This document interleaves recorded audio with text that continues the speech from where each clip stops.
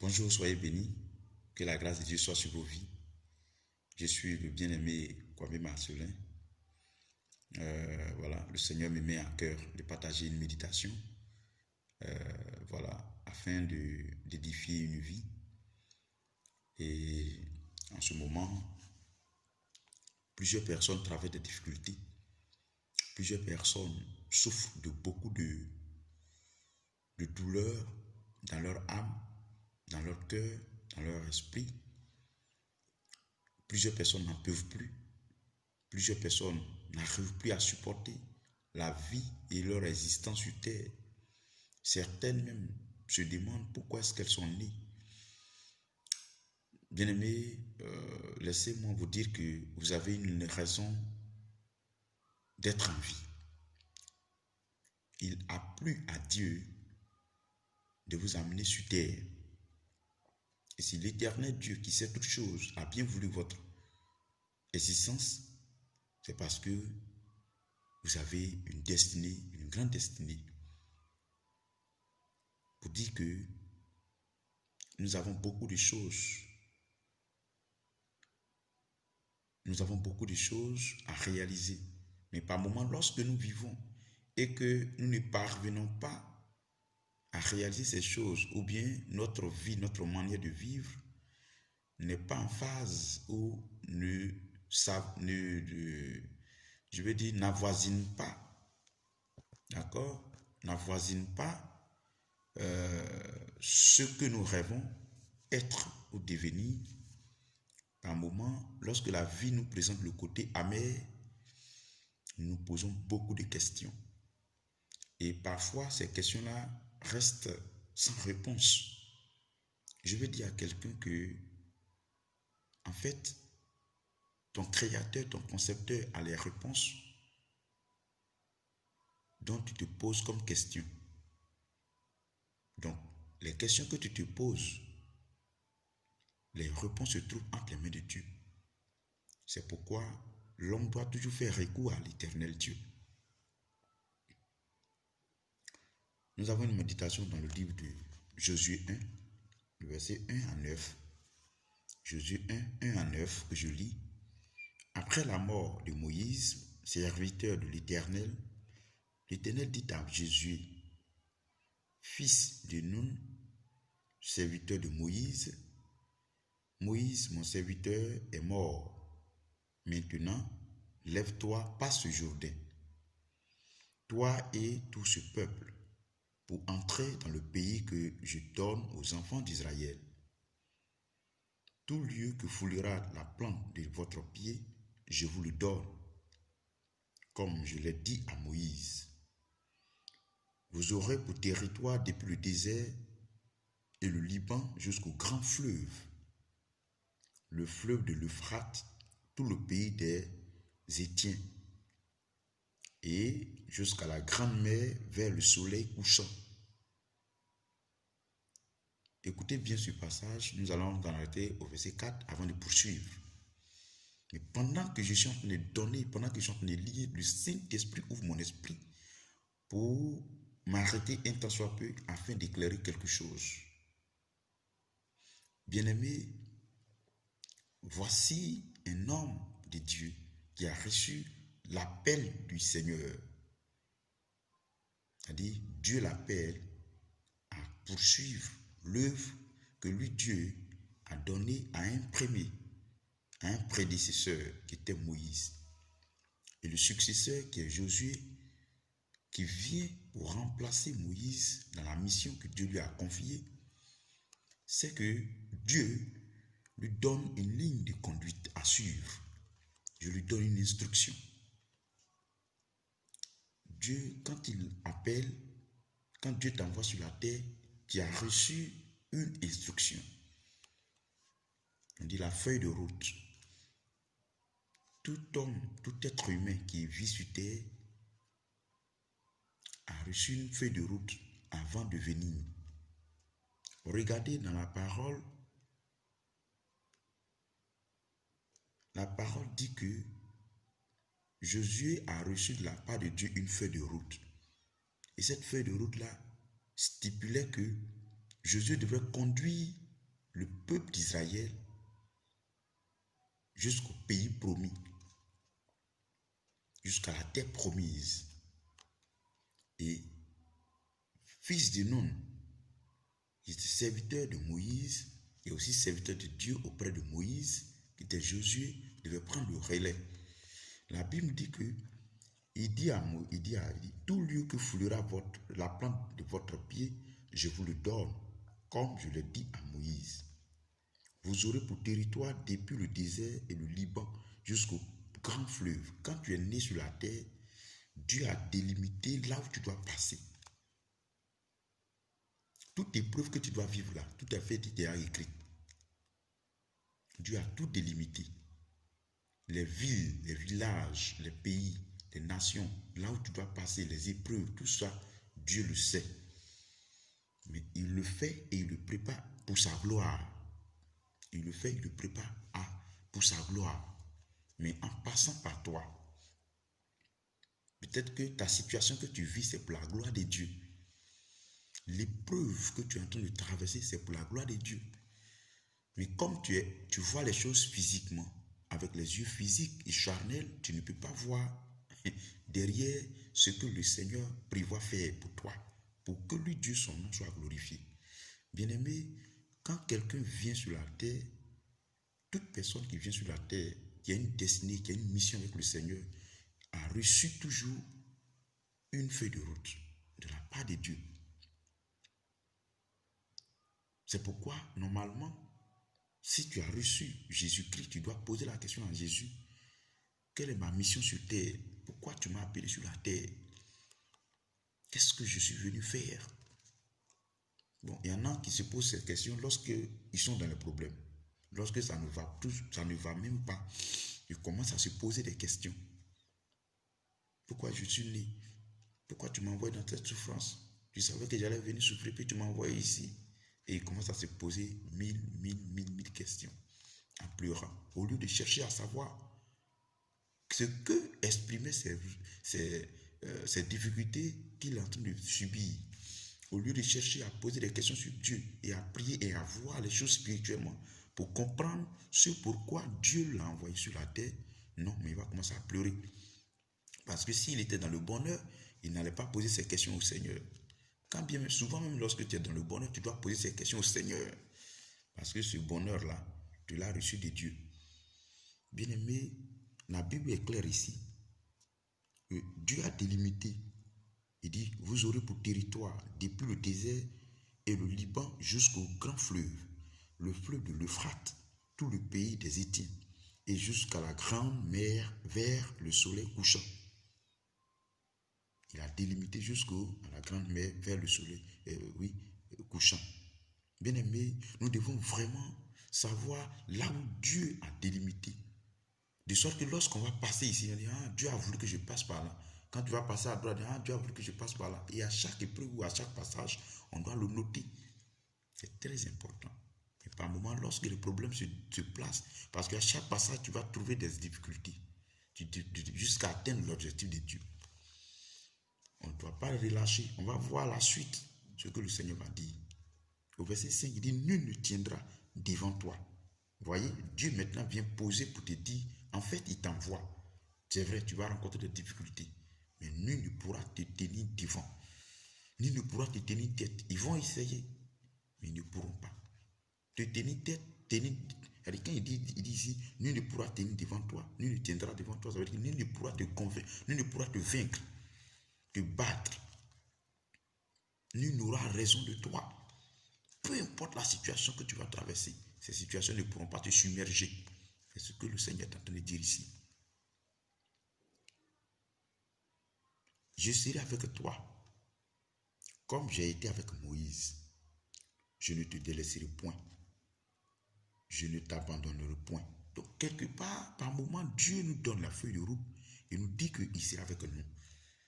Il nous donne déjà l'assurance qu'il, lui, Dieu, il est avec nous. Donc, quelque part, peu importe les épreuves qui vont se tenir devant nous, en fait, ce n'est pas nous qui allons combattre, mais c'est Dieu qui combattra pour nous. Regardons bien. Il dit au verset 6, fortifie-toi et prends courage, car c'est toi qui mettras ce peuple en possession du pays que j'ai juré à leur père de leur donner. Ta famille dans laquelle tu sors, là où tu vis, Dieu a juré que c'est toi qui vas sortir cette famille des problèmes. Mais tu t'es pas encore rendu compte que les difficultés que tu traverses, les problèmes que tu vis, sont pour la gloire de Dieu, de sorte que sortant de là, tu puisses sortir ta famille de ces problèmes-là. C'est pour ta formation que Dieu permet ces choses, de sorte qu'en sortant de ces problèmes, tu puisses être forgé et que tu puisses sortir ces personnes, ta famille, de la pauvreté, de la souffrance, de la misère, des esprits de non-accomplissement, des esprits de famille, de tout ce qui avait été adoré. C'est toi que Dieu a choisi. Si tu vois que tu es beaucoup combattu, c'est parce que c'est toi que Dieu a choisi. Mais pourquoi tu ne veux pas que ça soit toi? Bien-aimé, Dieu veut faire de toi une reine. Dieu veut faire de toi un roi. Dieu veut faire de toi un prince. Dieu veut faire de toi à la tête. Mais il faut que tu passes par là où un roi passe. Tu dois passer par là où un prince doit passer. Quand nous poursuivons, fortifie-toi seulement, au verset 7, fortifie-toi seulement et aie bon courage, en agissant fidèlement selon toute la loi que Moïse, mon serviteur, t'a prescrite. Ne t'en détourne ni à droite ni à gauche, afin de réussir dans tout ce que tu entreprendras. Dans tout ce que tu entreprendras, même si tu n'as pas d'entreprise, mais déjà le projet que tu as dans la tête, pour la cause de Dieu, pour le salut des âmes, pour même le salut de ta famille, pour même sortir ta famille de la honte, les projets que tu entreprendras déjà dans la tête, la Bible dit que tu réussiras dedans lorsque tu vas demeurer dans sa parole, lorsque tu ne vas pas te détourner à droite ni à gauche, que tu vas rester dans la droite ligne du Seigneur. C'est ainsi que lui, Dieu, te fera réussir et te fera sortir de là. Bien-aimés, nous avons besoin de rester dans la droite ligne que le Seigneur a tracée pour nous. Il a délimité déjà, il nous a donné une feuille de route, il nous a dit qu'il est avec nous. Pourquoi tu trembles? Pourquoi tu pleures? Pourquoi tu te lamentes? Tu peux faire le combat que Dieu s'est chargé de lui-même de faire. Tu ne peux pas. Toi, ce que tu dois faire, c'est de rester dans la droite ligne. On va poursuivre, vous allez voir la lecture. Au verset 8, que ce livre de la loi ne s'éloigne point de ta bouche. Médite le jour et nuit pour agir fidèlement selon tout ce qui est écrit. Car c'est alors que tu auras du succès dans tes entreprises, c'est alors que tu réussiras. Il est difficile à un homme de réussir hors de la loi, la parole de Dieu. Quand tu as la parole de Dieu, on a vu les Josué, on a vu Moïse, on a vu Joseph, on a vu Jacob, Daniel, toutes ces personnes-là, les Abraham, ont demeuré dans la parole de Dieu et ont réussi dans leur entreprise. Bien-aimé, si tu veux réussir dans ce que tu es en train d'entreprendre, il faut passer par la parole de Dieu. Parce que les païens, le succès que l'ennemi donne n'est pas un succès. Il donne avec la main droite, il prend avec la main gauche. Ou il donne avec la main gauche, il reprend avec la main droite. Bien-aimé, mais avec le Seigneur Jésus-Christ, il te donne tout. C'est pourquoi lui-même, il est venu se donner à la croix pour nous gratuitement. Il n'est même pas resté là-bas. Son amour n'a pas été verbal seulement. Mais son amour a été pratique. Au verset 9, ne t'ai-je pas donné cet ordre? Fortifie-toi et prends courage. Ne t'effraie point et ne t'épouvante point, car l'Éternel ton Dieu est avec toi dans tout ce que tu entreprendras. Il faut prendre courage, bien-aimé. Ne t'épouvante pas, ne t'effraie point. Reste dans la volonté de Dieu. Reste dans la volonté de Dieu. Cherche sa face. Fais ce qu'il te demande de faire. Sanctifie-toi. Nettoie-toi. Prie le Seigneur. Cherche sa face jour et nuit. Reste dans sa parole. Médite la parole jour et nuit. C'est ainsi que tu auras du succès dans tout ce que tu entreprendras. Seulement fortifie-toi et prends bon courage. Ne relâche pas. Ne te détourne pas de la vision que Dieu a tracée pour toi. Le Seigneur compte sur toi. Il a déposé en toi la capacité, la potentialité, le pouvoir. Parce que lui, Dieu, il est en toi. Il combattra pour toi. Il dit qu'il est avec toi jusqu'à la fin du monde.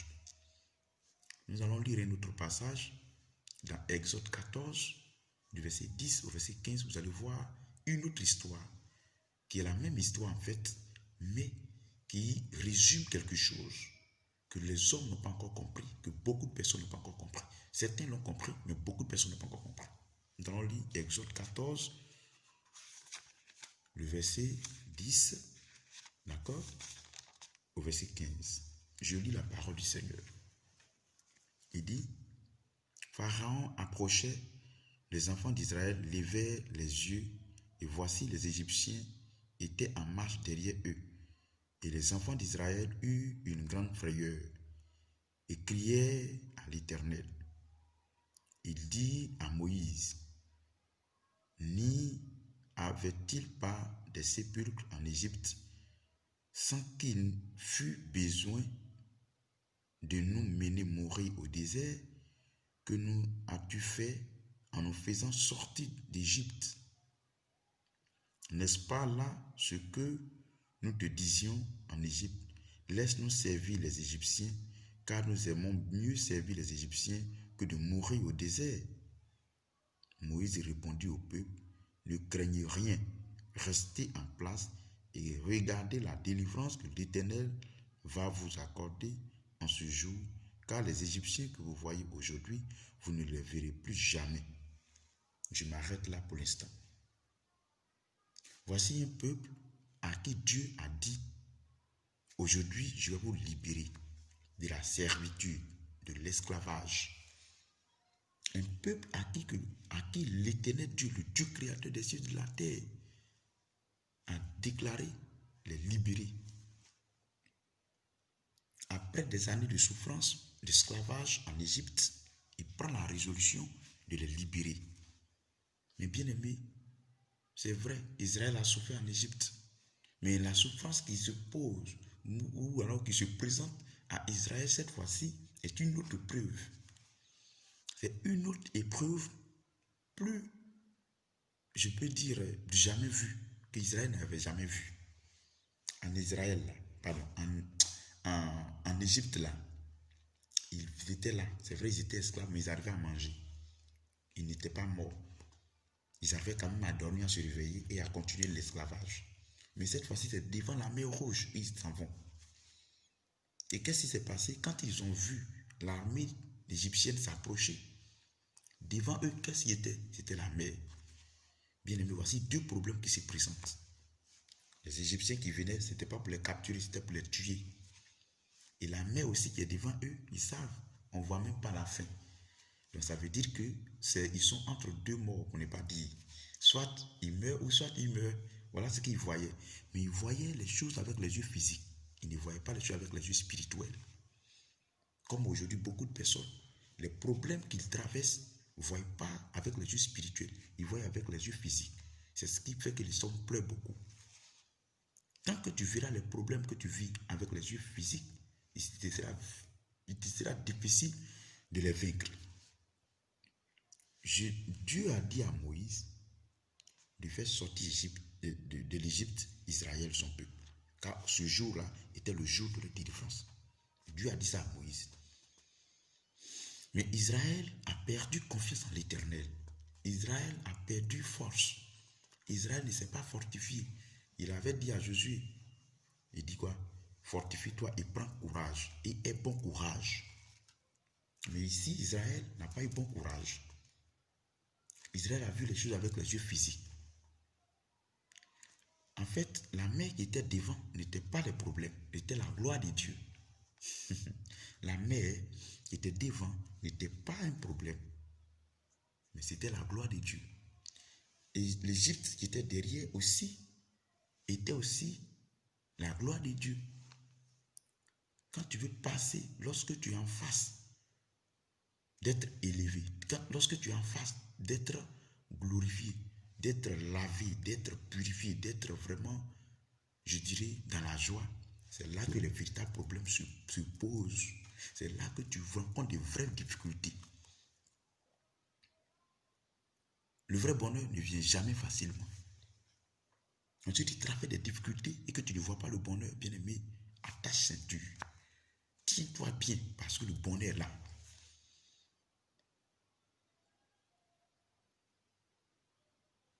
Regardez la parole du Seigneur. Au verset 14, l'Éternel combattra pour vous et vous gardez le silence. D'abord, le verset 13 dit, Moïse répondit au peuple, ne craignez rien, restez en place et gardez regardez la délivrance que l'Éternel va vous accorder en ce jour. Car les Égyptiens que vous voyez aujourd'hui, vous ne les verrez plus jamais. Quand Dieu prend la décision de te libérer, de te délivrer, il faut voir cette délivrance-là. Il ne faut pas voir encore les difficultés. Aie foi, aie confiance. Il faut voir la délivrance que l'Éternel apporte. Mais tant que tu vas continuer à voir les difficultés, il te sera difficile de voir la délivrance que le Seigneur t'a promise. Bien-aimé, Dieu a promis de t'élever, il a promis de te bénir, il a promis de faire beaucoup de choses, de libérer des démons, des esprits, du péché que tu vis. Mais tant que tu vas voir le péché toujours, tu verras comme si tu étais en dessous du péché. Mais il faut voir la prophétie que le Seigneur t'a donnée. Il faut voir ce que le Seigneur a dit. En voyant et en ayant confiance en ce que le Seigneur a dit, tu fais confiance en l'Éternel. Et en faisant confiance en l'Éternel, tu es en train de susciter quelque chose en Dieu qui va amener Dieu à ne plus rester assis, mais à se lever et à agir selon sa parole. Mais tant que tu ne verras pas les choses comme ça, il te sera difficile de voir la gloire de Dieu, bien-aimé. Moïse a dit à Israël de garder silence, de se taire et de regarder la délivrance que l'Éternel Dieu leur apportera. Dieu agit beaucoup dans le silence. Voici une chose que nous devons comprendre. Dieu travaille beaucoup dans le silence. Dieu délivre lorsque l'homme se tait. Mais quand l'homme parle beaucoup, Dieu se tait. Mais quand l'homme se tait, Dieu parle à sa place.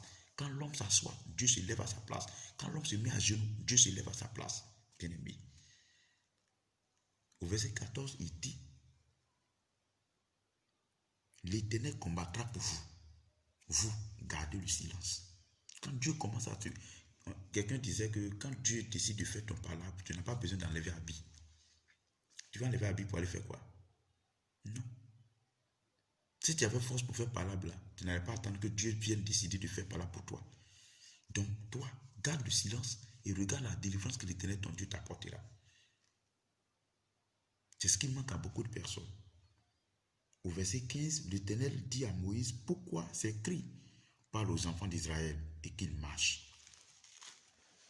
Bien-aimé, il est bon d'attendre en silence le secours de l'Éternel. C'est dans le silence que le Seigneur intervient beaucoup. Daniel était dans la fosse au lion. Daniel était dans le silence. Dieu l'a fait sortir de la fosse. Paul et Silas étaient dans la prison. Dans le silence, l'Éternel Dieu les a fait sortir de la prison. C'est dans le silence que l'Éternel Dieu agit beaucoup. Esther et Mardochée étaient dans le silence. Ils ont demeuré dans le jeûne et de la prière, dans le silence. Ils ont fermé la bouche. Dieu a fait prendre Haman sur le bois qu'il avait préparé pour Mardochée. Bien aimé, pour que l'ennemi pour que tu puisses voir l'ennemi être vaincu à ton sujet, il faut que tu te taises et que tu parles à Dieu dans le silence. Quand nous gardons silence, Dieu fait notre bruit. Mais quand nous faisons bruit, Dieu garde silence. Et quand c'est comme ça, c'est difficile de voir la gloire de Dieu. Lorsque tu sens les problèmes, lorsque tu sens que les choses deviennent plus compliquées, bien, garde silence. Garde silence, fléchis genoux, prie, cherche sa face dans sa parole, dans la sainteté. Il est fidèle, il ne change pas. Mais tu sais pourquoi il tarde par moment? Parce que tu regardes les problèmes et tu murmures beaucoup. Tu sais pourquoi il tarde par moment? Parce que tu regardes les difficultés, tu vois les choses avec les yeux physiques et tu parles beaucoup. Mais quand tu parles déjà beaucoup, Dieu lui va dire quoi? Il n'a qu'à garder silence et à te regarder. Quand tu as fini de parler, et le jour où tu vas reconnaître qu'il est Dieu, qu'il est capable de le faire, ce jour il va agir. Quand Israël s'est tu, Dieu a dit à Moïse, lève la verge, lève ton bâton. Et le miracle s'est opéré. C'est ton histoire. C'est pour te dire que il faut garder silence. Cherche la face de Dieu. Reste dans sa sainteté. Et suis les instructions de Dieu. Tu verras sa gloire. Que le Seigneur vous bénisse, qu'il nous aide et qu'il vous soutienne à vaincre vos ennemis. Il a dit dans 1 Jean, petit enfant, vous les avez vaincus, car celui qui est en vous est plus grand que celui qui est dans le monde. Bien-aimés, nous avons le plus grand en nous. De quoi avons-nous peur? Avons-nous peur? Si Dieu est pour nous, qui sera contre nous? Romains 8, 31. Il faut avoir confiance en ce Dieu que tu as accepté. Il faut Dieu peut te sortir de là. S'il a fait sortir les autres de là, il va te faire sortir de là. J'ai rencontré la mort, le Seigneur m'a fait sortir de là. Je suis en vie. Et je sais que toi également, il va te faire sortir de là. De quoi as-tu peur? Dieu est avec toi. David a dit, l'Éternel est pour moi. Que peuvent me faire des hommes? Les ennemis, peu importe leur complot. Il a dit à Jérémie, ils te feront la guerre, mais ne te vaincront point. Bien-aimé, à tes résolutions répondra le succès. Si tu es résolu dans le silence à chercher le Seigneur, le succès ou la victoire sera ta réponse. Que le Seigneur te bénisse. Shalom, soyez bénis.